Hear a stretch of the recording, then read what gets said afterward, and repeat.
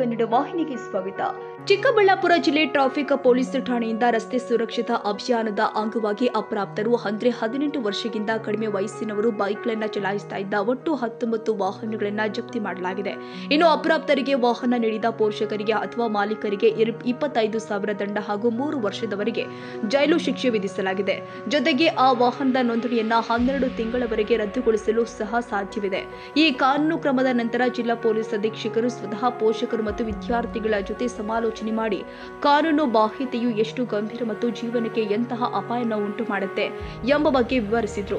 ಇನ್ನು ಪೂರ್ವಕ ಎಚ್ಚರಿಕೆ ಕ್ರಮವಾಗಿ ಜಿಲ್ಲೆಯ ಎಲ್ಲ ಶಾಲೆಗಳಿಗೆ ಮತ್ತು ಕಾಲೇಜುಗಳಿಗೆ ಸರ್ಕ್ಯುಲರ್ ಕಳುಹಿಸಲಾಗಿದೆ.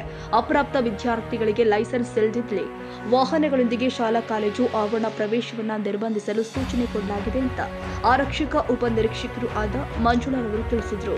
ಆಲ್ರೆಡಿ ನಮ್ಮ ಮೇಲಾಧಿಕಾರಿಗಳು ಅಪ್ರಾಪ್ತ ಹುಡುಗರು ವೆಹಿಕಲ್ಸು ಓಡಿಸ್ತಾ ಇರೋದ್ರಿಂದ ಆಕ್ಸಿಡೆಂಟ್ಗಳು ಜಾಸ್ತಿ ಆಗ್ತಾ ಇರೋದ್ರಿಂದ ಶಾಲಾ ಕಾಲೇಜುಗಳ ಹತ್ರ ಯಾರು ಅಪ್ರಾಪ್ತ ಹುಡುಗರು ಗಾಡಿಗಳು ತರ್ತಾರೋ ಹೋಗಿ ಅಲ್ಲಿ ವೆರಿಫೈ ಮಾಡಿ ಗಾಡಿಗಳು ಪ್ಲಸ್ ಸ್ಟೂಡೆಂಟ್ಸು ಅವ್ರ ಪೇರೆಂಟ್ಸು ಸ್ಟೇಷನ್ ಹತ್ರ ಕರೆಸಿ ಅಂತ ಹೇಳಿದರು. ಅದೇ ಪ್ರಕಾರ ನಾವು ನಿನ್ನೆ ಕಾಲೇಜುಗಳ ಹತ್ರ ಹೋದಾಗ 20 ಗಾಡಿಗಳು ಸಿಕ್ತು. 20 ಗಾಡಿಗಳು ತಂದು ಸ್ಟೇಷನ್ ಹತ್ರ ಹಾಕಿ 5 ಗಂಟೆಗೆ ಪೇರೆಂಟ್ಸು ಸ್ಟೂಡೆಂಟ್ಸ್ನೆಲ್ಲ ಕರೆದ್ವಿ. ಎಲ್ಲ ಬಂದಿದ್ದರು. ಬಂದಾದಮೇಲೆ ನಮ್ಮ ಮಾನ್ಯ SP ಸಾಹೇಬ್ ಕುಶಾಲ್ ಚೌಕ್ಸಿ ಸಾಹೇಬರು ಬಂದು ಅವ್ರಿಗೆಲ್ಲ ಅಂಡರ್ ಏಜ್ ಅವರು ಗಾಡಿ ಓಡಿಸಿದ್ರೆ ಅದರಿಂದ ಏನು ಅನಾಹುತ ಆಗುತ್ತೆ, ಅನಾಹುತ ಆದಮೇಲೆ ಅವ್ರಿಗೆ ಯಾವ ರೀತಿ ಫ್ಯೂಚರಲ್ಲಿ ಎಫೆಕ್ಟ್ ಆಗುತ್ತೆ, ಇವ್ರ ಗಾಡಿ ಓಡಿಸೋದ್ರೆ ತಂದೆ ತಾಯಿಗೆ ಯಾವ ರೀತಿ ಪನಿಷ್ ಆಗುತ್ತೆ ಅನ್ನೋದ್ರ ಪ್ರಕಾರ ಅವ್ರಿಗೆ ಮನವರಿಕೆ ಮಾಡಿಕೊಟ್ಟಿದ್ದಾರೆ.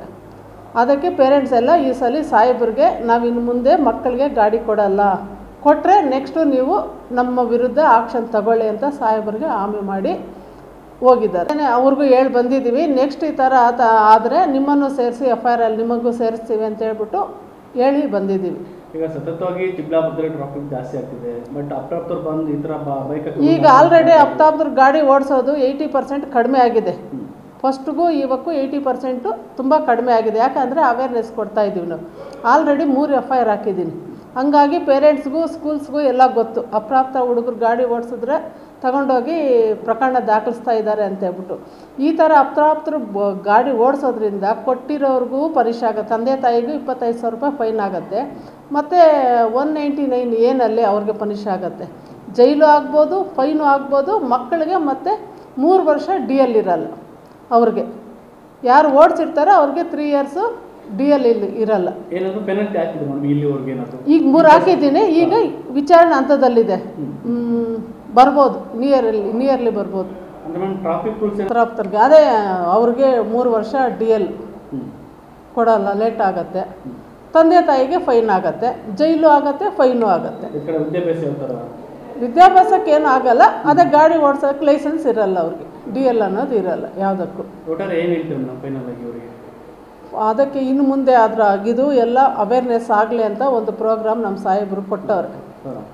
ನೆಕ್ಸ್ಟ್ ಏನಾದರೂ ಇದೇ ಥರ ಕಂಡು ಬಂದರೆ ಎಲ್ಲ FIRಗಳು ಹಾಕಿ ಅಂತ ನಮಗೆ ಇನ್ಸ್ಟ್ರಕ್ಷನ್ಸ್ ಬಂದಿದೆ. ಅದಕ್ಕೋಸ್ಕರ ಎಲ್ಲ ಪೇರೆಂಟ್ಸು ಚಿಕ್ಕಬಳ್ಳಾಪುರ ಜನರಲ್ಲಿ ವಿನಂತಿಸ್ಕೊಳ್ಳೋದೇನೆಂದರೆ ಇನ್ನು ಮುಂದೆ ಆದರೂ ಆಗಲಿ ಅಪ್ರಾಪ್ತ ಹುಡುಗರಿಗೆ ಗಾಡಿ ಕೊಡ್ದಿರ ಅವ್ರಿಗೆ ಕಾಲೇಜ್ಗೆ ಹೋಗೋಕ್ಕೆ ಏನಾದರೂ ಇವರೇ ವ್ಯವಸ್ಥೆ ಮಾಡಿ ಕಳಿಸ್ಕೊಟ್ಟು ಅಪಘಾತಗಳಾಗೋದನ್ನು ತಡೆಗಟ್ಟಲು ನಮಗೆ ಸಹಕರಿಸಬೇಕು ಅಂತ ಹೇಳ್ಬಿಟ್ಟು ಪೇರೆಂಟ್ಸನ್ನು ಕೇಳ್ಕೊತಾ ಇದ್ದೀವಿ.